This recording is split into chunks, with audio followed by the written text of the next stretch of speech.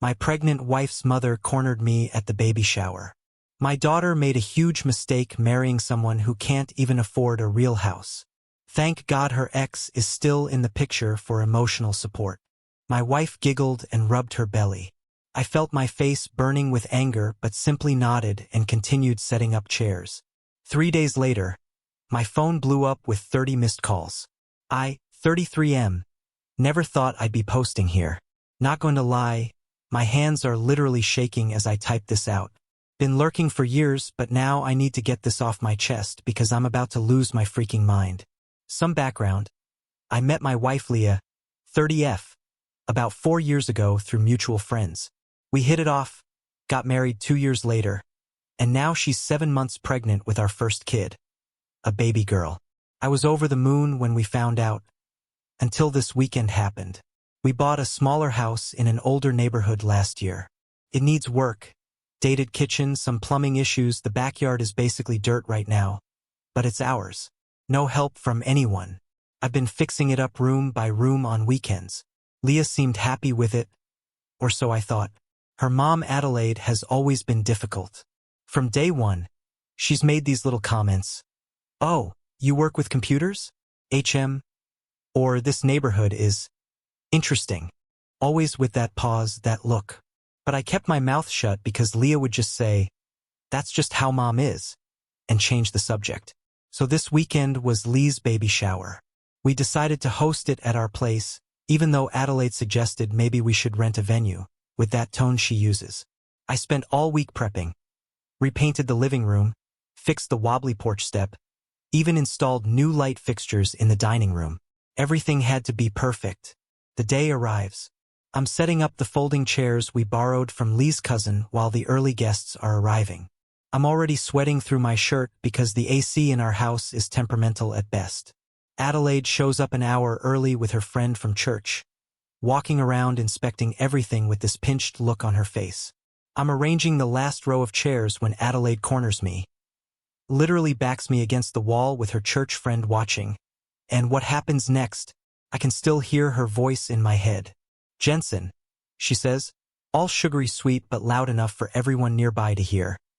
"My daughter made a huge mistake marrying someone who can't even afford a real house. Look at this place. The roof probably leaks, the floors creak, and that bathroom.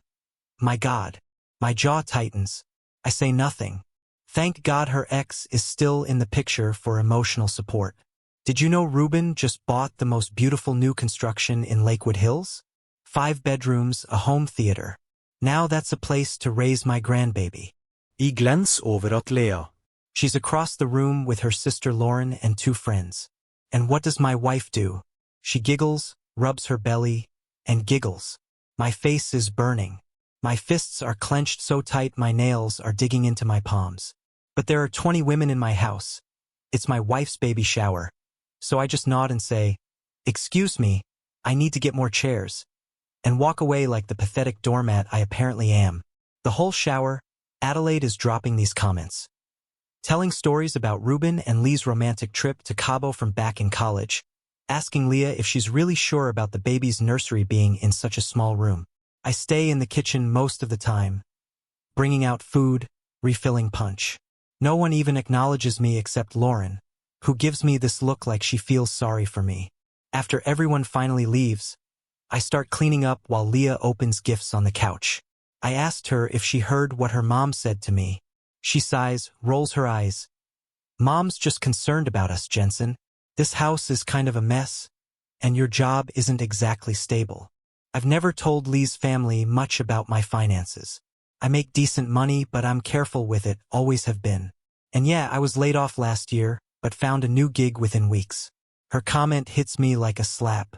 "And what was that about you giggling when she was trashing our home?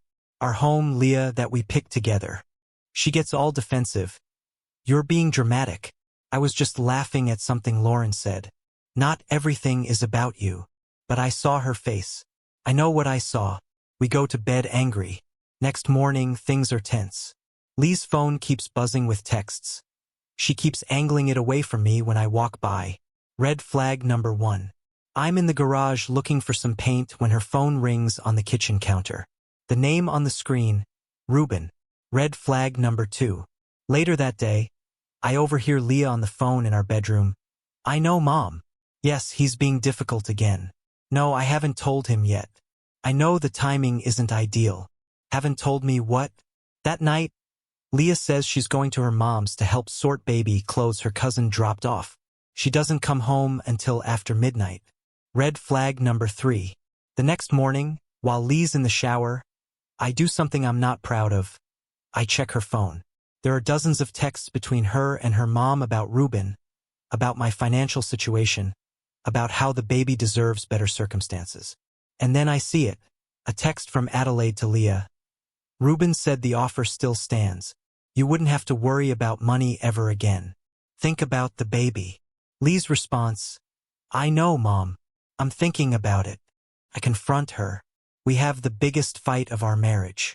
She storms out, says she's going to her parents until I calm down and stop being paranoid. That was 3 days ago. This morning, I woke up to my phone blowing up. 30+ missed calls. 18 from Leah, 12 from Adelaide. Voice messages, texts. I haven't listened to any of them yet because last night, Lauren showed up at my door, crying. What she told me about what Adelaide and Leah have been planning behind my back for months. I don't even know who my wife is anymore. I need advice, Reddit. Am I overreacting? Should I listen to the voicemails? Or should I just proceed with what I'm planning to do now that I know the truth? Update. First of all, I never expected my post to blow up like that. Thanks for all the awards and DMs. Sorry I haven't responded to comments. Things have been insane these past few days. So those 30 missed calls, I finally listened to the voicemails. The first few were from Leah, all tearful, saying she needed to talk, that I was misunderstanding everything, blah blah blah. Then Adelaide's messages started, each one more panicked than the last. The final one just said, you need to answer your damn phone now before you ruin everything. Ruin everything? Me? I didn't call either of them back. Instead, I texted Leah a single message. I know what you and your mom have been planning. I need time to process this. Don't come home yet. What did Lauren tell me that night? Buckle up, because it's so much worse than I thought. Apparently, Adelaide has been orchestrating this whole thing from the beginning.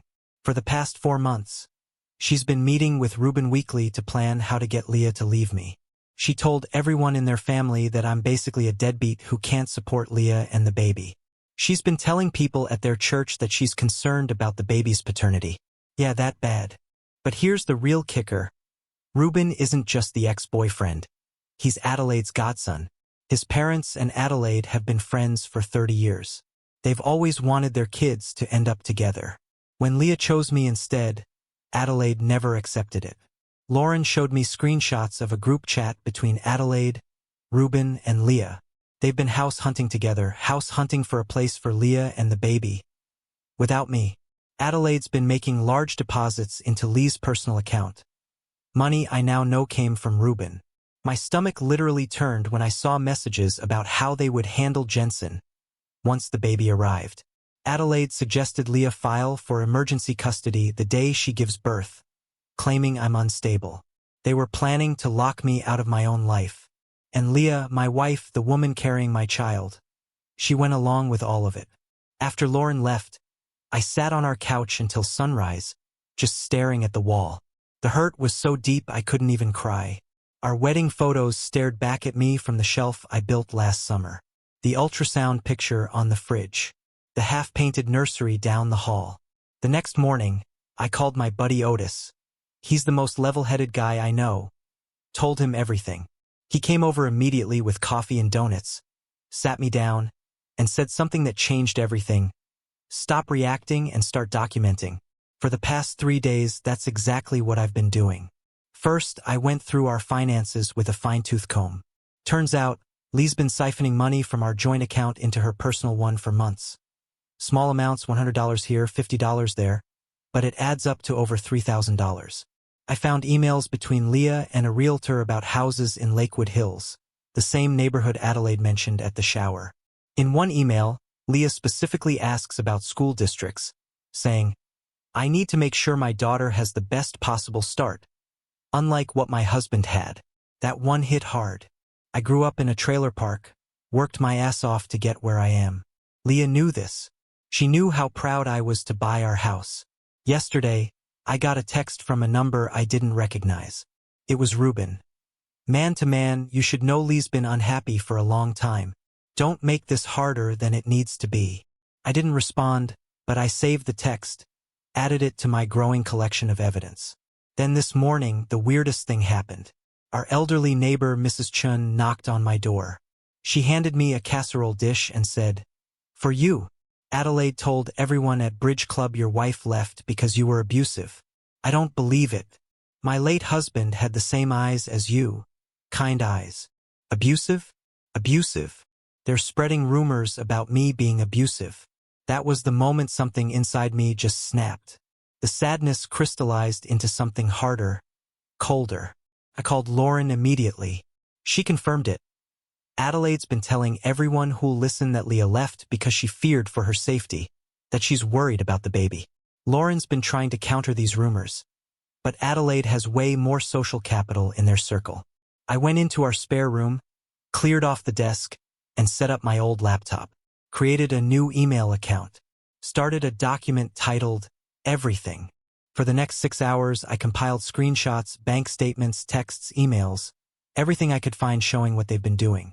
While digging through old emails, I found something interesting. Adelaide's church does this big charity fundraiser every year. She's been in charge of it for the past decade. There were emails forwarded to Leah showing discrepancies in the accounting, significant ones. Adelaide's been skimming from the donation pool for years. I also discovered Adelaide's been pressuring Lee's father John to remortgage their paid-off house to help Ruben with his latest business venture. John's been resistant. Literally the only backbone that man has ever shown. And Adelaide's been threatening to tell people about his affair from 10 years ago. An affair Lauren confirmed never actually happened. What kind of person does this? Blackmails their own husband? Tries to steal their daughter's baby? And then it hit me. Adelaide doesn't just want to control Leah. She wants my baby, our daughter. The ultimate accessory to show off at church and bridge club. A do-over with her precious Ruben as the father figure. Over my dead body. Around midnight, I got a call from Lauren. Adelaide's planning a big charity gala at their church next month. Some fancy dinner where she'll be recognized for her years of service. Everyone who's anyone in their community will be there. Even the local news might cover it. That's when I knew exactly what I needed to do. This morning, I opened a new bank account at a different bank, transferred my portion of our savings, called to freeze our joint credit cards, changed all my passwords, backed up everything to the cloud and an external hard drive. I just got off the phone with Leah. First time we've spoken in almost a week. She was crying, saying she wants to come home, that her mom went too far, that she was confused. I told her she could come by tomorrow to get more clothes, but only if Lauren comes with her. She asked if we could work things out, if I would consider counseling. I said nothing for so long she probably thought I hung up. Then I just asked, "Is the baby mine, Leah?" She started sobbing. "Of course the baby is yours. How could you ask such a thing?" But the hesitation before she answered told me everything I needed to know. I told her I'll be requesting a paternity test. The line went silent. Then she exploded. "How dare you? After everything? After all we've been through? After she betrayed me? The audacity is breathtaking. We're getting that test whether she likes it or not. But here's the thing. Even if the baby is mine, and I pray she is, I'm done with Leah. A switch has flipped. I feel nothing for her now except disappointment and disgust. But Adelaide? For her, I feel something much darker. She tried to destroy my life, separate me from my child, ruin my reputation. And for what? Because I'm not from the right background? Because our house isn't fancy enough? The revenge I'm planning isn't about getting even. It's about making sure Adelaide never does this to anyone again. And it starts at that charity gala. I've already spoken to Lauren about what I need from her. She's all in. Otis is helping me compile everything. Things are moving fast now. Adelaide wants to play games? Fine. But she has no idea who she's playing with. And Leah? She made her choice. Now she gets to live with the consequences. I'll update again after tomorrow's meeting with the paternity testing clinic, and maybe after I talk to a few people from Adelaide's church about those financial discrepancies. Final update. It's been 6 months since my last update. Sorry for the radio silence, a lot has happened. My daughter Olivia was born 8 weeks ago. She's perfect. 10 fingers, 10 toes, and thankfully a DNA test confirmed what I already knew in my heart. She's mine. But I'm getting ahead of myself. The morning after my last post, I woke up to a weird Facebook notification. Someone had tagged me in a post I couldn't see. Turned out Adelaide had blocked me but was posting about me, calling me unstable, saying she feared for her daughter and grandbaby's safety. The post had dozens of sympathetic comments from her church friends. The character assassination had begun. That same day, Leah came by with Lauren to get more clothes. The moment she walked in, I noticed something off. She was wearing a necklace I'd never seen before. A small diamond pendant that definitely wasn't in our budget. Later, Lauren confirmed Ruben had given it to her the day before. Cool. While Leah gathered her things, avoiding eye contact the whole time, Lauren slipped me a USB drive. On it, recordings of Adelaide's conversations with Ruben and Leah from the past 3 weeks. Lauren had been using the voice memos app on her phone anytime they were together, hiding it in her purse. That night, after they left, I listened to those recordings. My hands shook so hard I spilled coffee all over my keyboard. Adelaide talking to Ruben. Once the baby comes, we'll file for emergency custody. I have a friend at CPS who can help expedite things. Jensen won't know what hit him. Ruben laughing. The loser probably can't even afford a decent lawyer. But the worst was Lee's voice. I just need to stick it out for a few more weeks. Mom's right. Once the baby is here, it'll be easier to make the break. I just hope he doesn't contest anything. I sat there in the dark, listening to these people, including my wife, planning to erase me from my child's life. Something cold and hard settled in my chest. The next morning, I drove to the lab for the paternity test. Leah had finally agreed to it. In the waiting room, an older guy nodded at my Metallica t-shirt and said his son had seen them live last year. We got talking. Turns out he was on the board at First Community Church, Adelaide's church, the one hosting the upcoming charity gala. Coincidence? Maybe. Opportunity? Definitely. I mentioned I'd heard their annual fundraiser was coming up. He lit up, talking about how Adelaide had single-handedly saved their building fund, how they were planning to name the new addition after her, how she'd been handling all the money for years because no one else wanted the responsibility. I nodded and smiled and filed everything away. Over the next few weeks, things moved quickly. The paternity test came back positive. Leah moved permanently to her parents. I spoke to 3 different lawyers. Lauren kept feeding me information. Otis helped me organize everything. I learned Adelaide had been systematically stealing from the church charity fund for over 5 years. Small amounts at first, then larger sums as she got bolder. The money went to Ruben's failed business ventures, designer clothes, and, ironically, the down payment on a house in Lakewood Hills she'd already put an offer on for Leah and the baby. Meanwhile, she was still telling everyone I was abusive, unstable, possibly not the father. The rumors spread through their social circle like wildfire. I lost friends, got dirty looks at the grocery store. Someone even keyed my car with the word, abuser. Through it all, I said nothing, just gathered evidence, made connections, waited. The night of the gala arrived. Lauren texted me that Adelaide was wearing a new dress she'd bought with church money. John looked miserable.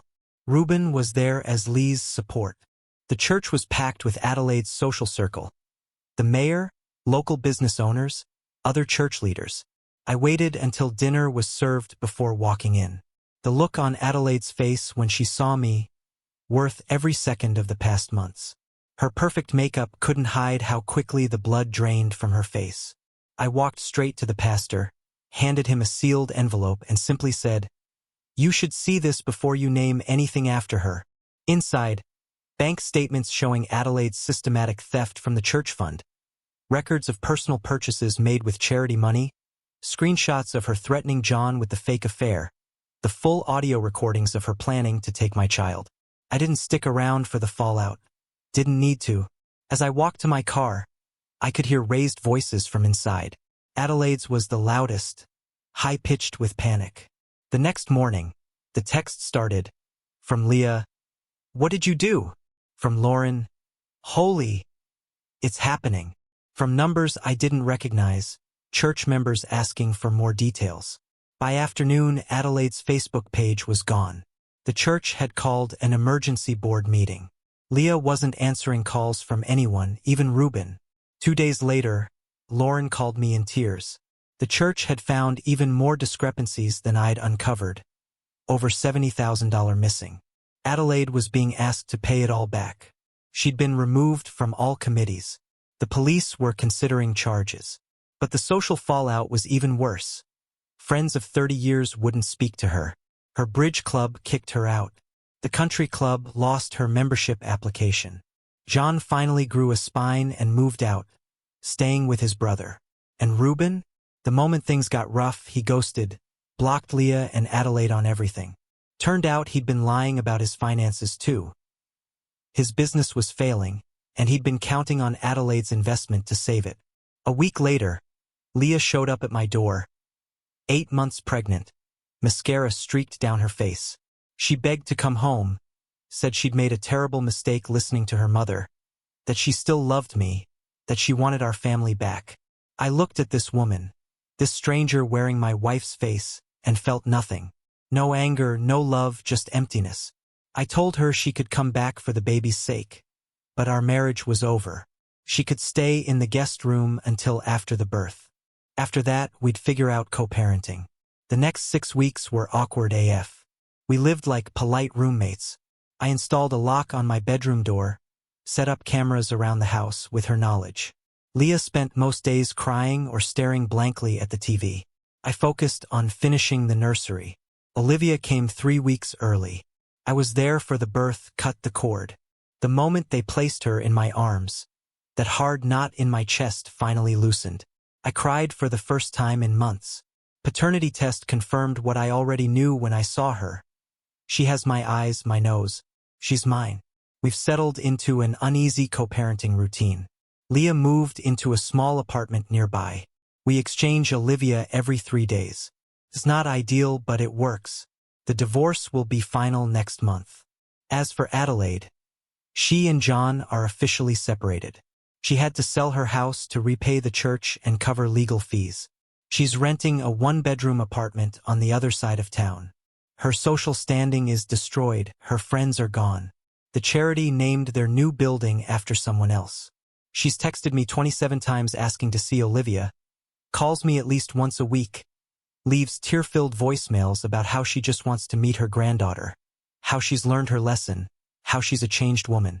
The irony isn't lost on me. The woman who thought I couldn't provide, who tried to erase me from my daughter's life, is now begging for scraps of attention. Last week, I ran into Mrs. Chun while walking Olivia in her stroller. She smiled and said, "Your baby has your eyes, kind eyes." Then she handed me another casserole dish and added, "Adelaide came by asking about you too." I told her to leave good people alone. I haven't decided if Adelaide will ever be allowed to see Olivia. That's a bridge I'll cross when my daughter is older. For now, I'm focusing on being the best dad I can be. Our house isn't fancy. The kitchen still needs updating. The backyard is still mostly dirt, though I've started putting in a small garden. But it's ours. Mine and Olivia's. No one can take that away. And every night, when I rock my daughter to sleep in the nursery I finished painting myself, I know one thing for certain. This is what a real home looks like. Edit. Thanks for all the support through this nightmare. For those asking about Lauren, she's become a good friend and amazing aunt to Olivia. She and her mom haven't spoken in months. Edit 2. No, I'm not interested in dating yet. Got my hands full with an infant and a divorce. Maybe someday.